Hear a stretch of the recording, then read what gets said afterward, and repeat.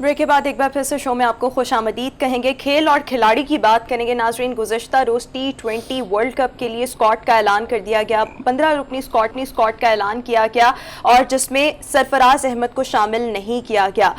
इसके साथ साथ अगर हम देखें तो बाबर आजम पहली बार T20 वर्ल्ड कप के लिए कौमी क्रिकेट टीम की क़यादत करेंगे। टीम कॉम्बिनेशन कैसा है इस पर गुफ्तगू करेंगे और साथ ही साथ गुज़श्ता रोज़ हेड कोच मिसबाहुल हक और बॉलिंग कोच वकार यूनुस अपने अपने ओहदों से मुस्ताफ़ी हो गए। इस्तीफे की क्या वजह बनी इस पर भी हम शो में गुफ्तगू करेंगे। हमारे sports anchor sports analyst Irfan Zaheer हमें शो में ज्वाइन करें। Irfan, thank you so much, आपने हमें गुड मॉर्निंग पब्लिक में ज्वाइन किया। T20 वर्ल्ड कप के लिए जो स्क्वाड का ऐलान किया गया है, यू सेटिस्फाइड? मतलब ठीक है कॉम्बिनेशन? इससे पहले कोचेस की बात कर लेते हैं। हाँ, पहले कोचेस की बात कर लेते हैं। ये बहुत इंपॉर्टेंट है। इरफान को मैं शर्त लगाता रह गया, इन्होंने कह दिया और मैं बच गया। इन्होंने उसी वक्त कह दिया था कि पहले पेंडिंग है। इन्होंने पहले कह दिया था मिसबाहुल हक जो है वो उनकी छुट्टी हो जानी है। हाँ, अच्छा, ये बिल्कुल जिस तरह बड़ा मैं आज ब्लंटली बोलूंगा इसके ऊपर कि जिस तरह चोर दरवाजे से आए थे उसी तरह ही भागे ये।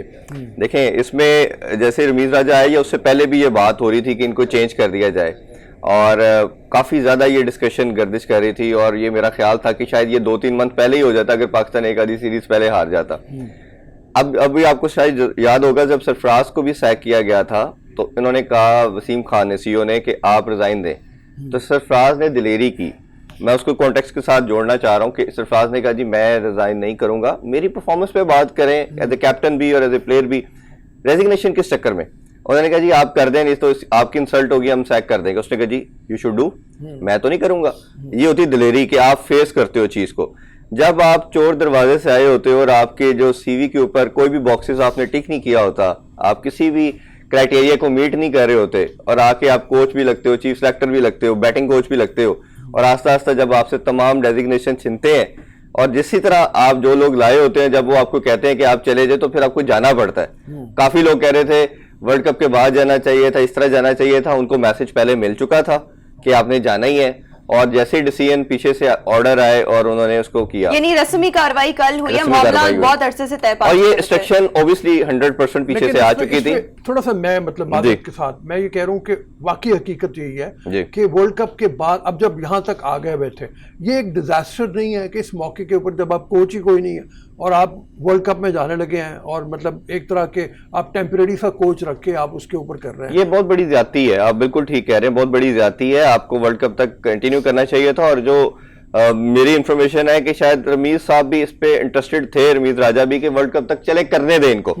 वर्ल्ड कप में अगर परफॉर्म नहीं करते तो ऑब्वियसली फिर पूरा सेटअप ही जाएगा, फिर जाता है कोच भी और तमाम उसका स्टाफ भी और उसके साथ ये दो तो मिसबा और वकार साहब चले गए। अब वसीम की बात करें तो कितना खतरा जो है तलवार उसके ऊपर भी तो लटक रही है, खबर ऐसी भी गर्दिश कर रही है। वसीम खान कह रहे हैं आप या मोहम्मद वसीम कह रहे हैं? राजा की मैं बात करूं तो कितना टफ होगा उसके लिए, दोनों ही का लेते हैं। देखिए, जहां तक मोहम्मद वसीम की पहले बात कर लेते हैं, उन्होंने T20 स्क्वाड अनाउंस किया तो कल किसी ने उनसे क्वेश्चन भी पूछा क्या ये आपकी लास्ट सिलेक्शन है? हाँ। वो इसी वजह से क्योंकि इसके बाद वर्ल्ड कप है, अगर जैसे हिस्ट्री में होता आया कि वर्ल्ड कप अगर पाकिस्तान उदाहरण खासा हारा तो डेफिनेटली ये लोग भी गए सारे, तो ये लास्ट सिलेक्शन ही है। ठीक है। और दूसरे आपने वसीम खान की बात करी है।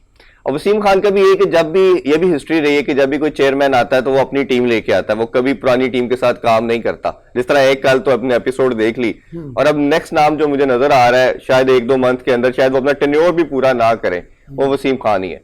अच्छा, अब जरा टीम सिलेक्शन के ऊपर बात कर लें। बहुत कंट्रोवर्शियल है, बहुत ज्यादा, बहुत से ऐसे प्लेयर जिनको टीम में होना चाहिए था, फखर नहीं है, शर्जील का निकलना और फिर आजम खान का बीच में होना, ये बड़ी मतलब कंट्रोवर्सी। इसको पहले बैटिंग वाइज डिस्कस कर लेते हैं। हाँ। बैटिंग के अंदर 3 प्लेयर ऐसे थे जिनको होना चाहिए था। नंबर 1 शर्जील, फखर सबसे उससे भी ऊपर और तीसरे नंबर पे शायद हमें लगता है शुएब मलिक, जो कल मैंने वसीम से यही क्वेश्चन मैंने उनसे पूछा कि आप T20 के अंदर इंपैक्ट के प्लेयर के अलावा कभी भी नहीं जीत सकते। जिनका स्ट्राइक रेट 170-180 है वही टीम को जिताते हैं। अब कुर्बानी क्या दी गई कि बाबर और रिजवान की वजह से इन बेचारों की जो कि मेन ओपनर थे, ये तो मेकशिपमेंट ओपनर बने बाद में, लेटर ऑन डेवलप किए इन्होंने अपने आप को लास्ट 1 ईयर से, और ये उनकी स्लॉट पे आए। लेकिन आप देखें इनका इंपैक्ट प्लेयर नहीं है। इनका देखा जाए तो ये चले मैनूवर करते हैं, थोड़ा लेके इनिंग्स बिल्ड करते हैं, ये ऐसे इनिंग्स नहीं खेलते जो 170-180 के स्ट्राइक रेट के साथ हो। दोनों की बात करें, रिजवान ने थोड़ा सा इंक्रीज तो किया, अपना स्ट्राइक रेट 130-140 तक आया, बट बाबर का उससे भी कम है। अब जब दोनों एक तरह के प्लेयर आ जाएंगे तो आपको बहुत हिट पड़ेगी। तो कल यही क्वेश्चन पूछा गया और फखर तो का ऐसा प्लेयर था लास्ट 3-4 ईयर से कि जब वो खड़ा होता है तो T20 के अंदर अगर खास तौर पे बात करें तो वो डेफिनेटली मैच विनर प्लेयर है। उसको नहीं खिलाया गया, उसको रिजर्व में रखा गया। फिर इसी तरह मिडिल ऑर्डर का मसला बड़ा प्रॉब्लम चलता चला जा रहा था काफी टाइम से। उसको शोएब मलिक की बात करें तो उन्होंने उसको भी नहीं रखा क्योंकि वो रमीज राजा की अप्रोच आपको पता ही है वो यंग में भी अगर देखा जाए मोहम्मद हफीज को दिया तो शोएब मोहम्मद हफीज से थोड़ा सा छोटा है, एज काफी है। नहीं, शोएब मलिक के अगर देखा जाए तो हफीज की परफॉर्मेंसेस काफी ज्यादा रही है। रिसेंट पास में नहीं है ऐसा चाहिए, बट पास में बहुत ज्यादा उन्होंने परफॉर्म किया। लास्ट ईयर के हाईएस्ट रन गेटर थे। तो सारी चीजों को कंसिडरेशन में रखते हुए हफीज को शायद अंडू करना मुश्किल था। फिर इसी तरह बॉलिंग के अंदर बात की जाए, वहाब रियाज का हमें लग रहा था कि शायद एक सीनियर मेंबर ऐसा आएगा जो रोस्टिंग करता है, उनको ऐड ऑन नहीं किया गया। इवन आमिर का भी, अच्छा आमिर से भी कल बात इस हवाले से हो रही थी कि जैसे उनका स्टांस था कि जब तक ये मैनेजमेंट है, ये कोच और वकार यूनुस है, मैं इनके साथ नहीं खेलूंगा मिसबा के साथ। तो वो आज एक्सपेक्टेड हो सकता है कि किसी टाइम भी वो इसी वीक के अंदर अपनी रिटायरमेंट वापस ले ले। तो टीम अनाउंसमेंट पहले कर दी गई। तो ये इस तरह की चीजें। फिर एक मोहम्मद वसीम से मैंने पूछा कि क्या इस जो अभी आपने स्क्वाड अनाउंस कर दी है, क्या इसमें कोई चेंजिंग हो सकती है? तो उन्होंने कहा 10th तक पॉसिबिलिटी होती है, 10th अक्टूबर तक तो हम कुछ रिजर्व के साथ चेंजिंग कर सकते हैं। तो देखना पड़ेगा, you never know in Pakistan के what is going to do. ये है कि मोहम्मद अच्छा, वैसे इरफान ज़हीर अगर हम देखें रमीज राजा साहब को, तो वो जो मुल्की कोचेज या खिलाड़ियों के हवाले से या सिलेक्शन टीम के हवाले से वो ज्यादा उनका मौक़िफ़ जो होता है वो हमेशा बाहर के लोगों को ज्यादा तरजीह देते। तो आपको लगता है कि कोच और इसकी जो तकरूरी है वो किसी बाहर से कोई बड़ा नाम आ जा सकता है? बिल्कुल ठीक आपने पॉइंट आउट किया है। ये तो कंफर्म चीज है कि 100% जो कोच आएगा वो फॉरेन कोच आएगा, लोकल कोच तो नहीं आने वाला। क्योंकि ये नेपोटिज्म का जो मसला है ना जी, अपनी पसंद के लोगों को डालना, ये करना, ये लोकल कोचेस के साथ बहुत प्रॉब्लम है। They are not professional somehow, sorry to say ये प्रॉब्लम्स आती हैं। थोड़ा टाइम ठीक काम करते हैं, फिर उसके बाद अपने फेवरेट लोग, नेपोटिज्म, सारा ये मामलात, सिलेक्शन के अंदर इश्यूज ये काफी आते हैं। तो फॉरेन कोच तो कंफर्म चीज है कि एक फॉरेन कोच आएगा। उसमें मूडी का नाम भी आ रहा है, एंडी फ्लावर का भी आ रहा है, बट एंडी फ्लावर मेरा ख्याल आपको क्या लगता है जो नेपोटिज्म और फेवरेटिज्म की आपने बात की ना, जो रमीज राजा पे साहब पे बड़ी तनकीद कुछ खिलाड़ी करते हैं, तो उनके लिए क्या आप समझते हैं कि माजी का ये किस्सा, ये कहानी भूल जाएंगे रमीज राजा साहब और फरख अली का मुजाहरा करेंगे? नहीं, देखिए बड़े डिसीजन तो उनको लेने ही पड़ेंगे। जैसे कुछ बेसिक स्टांस होते हैं उस पर शायद वो कंप्रोमाइज ना करें। जिस तरह मैच फिक्सिंग के ऊपर उनका एक स्टांस रहा है, नहीं होना चाहिए। फिर वो बड़ी एज के प्लेयर के खिलाफ भी उनका एक बड़ा स्टांस है, वो उस पर मेरा ख्याल है कंप्रोमाइज नहीं करेंगे। तो मेरा ख्याल है, लेकिन कुछ चीजें वो बेयर भी करेंगे, क्योंकि जब आप बड़ी सीट आती है तो कुछ चीजों को लेके भी चलना पड़ता है। बट मेरा ख्याल है कि सबसे पहले ये टॉप से बॉटम की तरफ चलेंगे, सीईओ की तरफ नजर उनकी होगी कि ये कौन सा बंदा ऐसा होना चाहिए। फिर टीम सिलेक्शन, जो आपने जैसे बात की, कोच की सिलेक्शन सबसे जरूरी है कि एक फादर फिगर का रोल होता है। अभी सिकलैन मुश्ताक और अब्दुल रज़ाक आ तो गए हैं, बट ये सिर्फ टेम्पररी बेसिस के ऊपर है। बुरी कोच है, सिर्फ न्यूजीलैंड की सीरीज के लिए। उसके बाद आपको जैसे वर्ल्ड कप आ रहा है, पर मेरा नहीं ख्याल इतनी जल्दी कोई कोच आके प्लेयर को समझ सकेगा।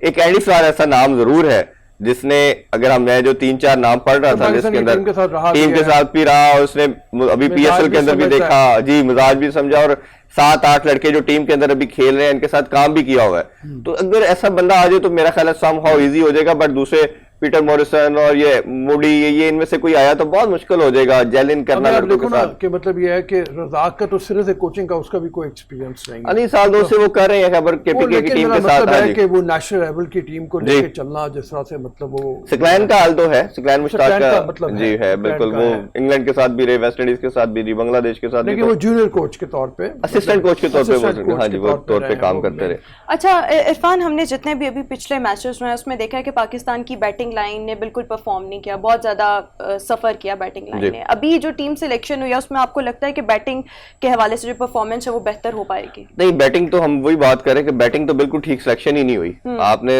देखा कि आपके 3 प्लेयर आपने ऐसे नहीं डाले जो टीम का पार्ट होने चाहिए थे। आजम खान की बात करें, बड़ी ज्यादती है, ना फिटनेस की वजह से उसकी जगह बनती है, ना उसकी कोई परफॉर्मेंस है।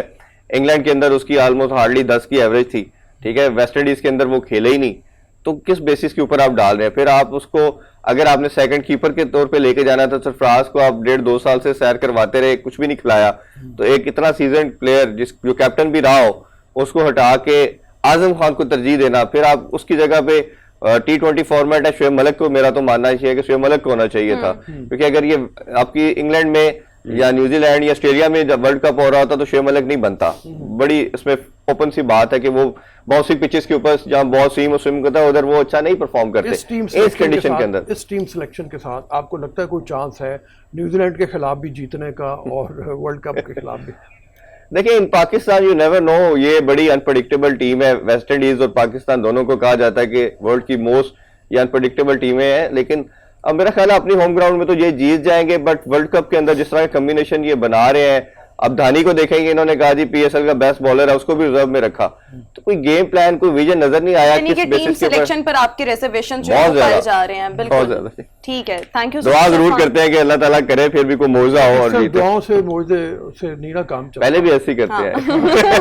चलिए लेट्स सी, जिस तरह से आप अनप्रेडिक्टेबल टीम कह रहे हैं हो सकते हैं, हाँ, लेकिन देखते हैं कि जो अनप्रेडिक्टेबल टीम है ये अपनी परफॉर्मेंस दिखा पाती है या नहीं। Anyway thank you so much Irfan, आपने हमें शो में ज्वाइन किया। नाज़रीन इसी के साथ ही हमारा आज का शो अपने इख्तिताम को पहुंचा। इंशाल्लाह आपसे मुलाकात होगी कल। अपना बहुत सा ख्याल रखिएगा, हमें दीजिए इजाजत। अल्लाह।